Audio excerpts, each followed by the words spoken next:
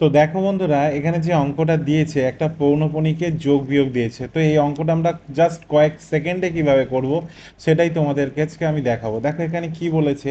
দেখো প্রথমে দেখো লাস্টের একটার মাথায়, এখানে চারের মাথায় হচ্ছে পৌনঃপুনিক। এখানে দেখো ছয় আর সাতের মাথায় পৌনঃপুনিক। এবং এখানে দেখো শুধু নয়ের মাথায় পৌনঃপুনিক। তাহলে আমরা এখানে যোগ বা বিয়োগ না করে কিভাবে বের করব সেটাই দেখো।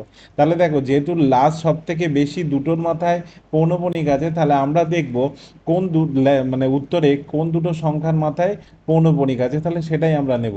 তাহলে এখানে দেখো, এখানে দুটো আছে, এখানে দুটো আছে, এগুলো নেই, তাহলে এগুলোকে বাদ দিয়ে দাও।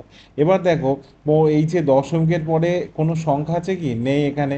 এখানে একটা সংখ্যা আছে এবং এখানে একটা সংখ্যা আছে। আর তোমরা তাহলে অপশানে দেখো এই পৌনঃপুনিক দুটোর পরে কোনো একটা দশমিকের পরে সংখ্যা আছে কিনা। তাহলে দেখো option C is the correct answer. এটাই হবে আমাদের কারেক্ট অ্যান্সার। আশা করি তোমাদের বোঝাতে পেরেছি। যদি ভিডিওটা ভালো লেগে থাকে অবশ্যই চ্যানেলটাকে সাবস্ক্রাইব করে দিও।